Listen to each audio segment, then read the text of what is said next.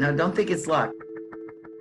I think some facilities are more on top of it than other ones are. Paula Mueller founded Elderly Advocates based in Cleveland, a nonprofit that aims to improve long-term care in Ohio. She says she's fielded dozens of calls from worried family members seeking answers they aren't getting otherwise. I think that the nursing homes have not been given the care that they should have been given from day one. I think a committee should have been formed with like other individuals' families, our organization. We asked the Ohio Department of Health if Governor DeWine plans to convene such a committee, but we didn't get an answer in time for this story.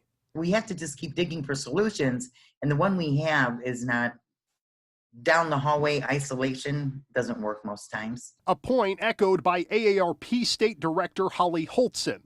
Nursing homes are congregate settings, so it is more difficult in some instances to apply that social distancing that is so very important to stop the spread of COVID-19. We asked Mueller what solutions she had in mind, of which she had several, including private resident rooms and private camera systems for guardians to check in on their loved ones. Her main idea, though, is to use some sort of intermediate facility. When a nursing home resident is diagnosed with COVID-19, they would be treated in the hospital and then transferred to an intermediate facility before being accepted back to the nursing home.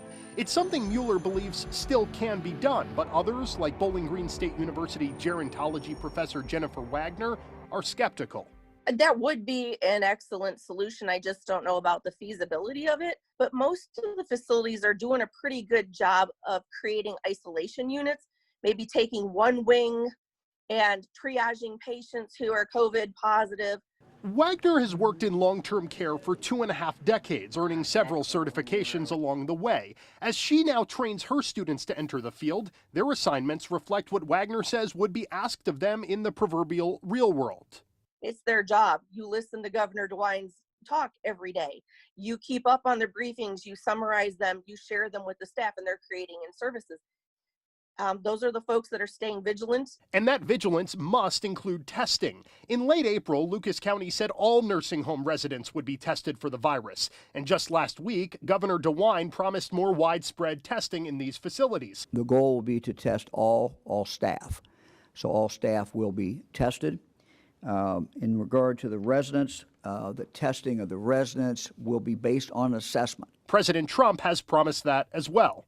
I will mandate it if you'd like. I think it's important to do, and I think, frankly, some of the governors were very lax with respect to nursing homes. I think it's very important to do testing throughout all the facilities, for all the residents, for all the staff, whether they're asymptomatic or not. And there may be people that disagree with me on this, but if they're asymptomatic and we can catch it early enough, we can be more proactive. AARP and elderly advocates agree. Both telling 11 Investigates they're calling for universal testing in these facilities, but they admit it's just step one. Nursing homes have been in trouble for a long time. The staffing, the issues. I think this is bringing it out in the worst way, how bad those issues are. Because now we're really seeing short staffing, we're seeing turnover, we're seeing the complaints of the residents are getting out more.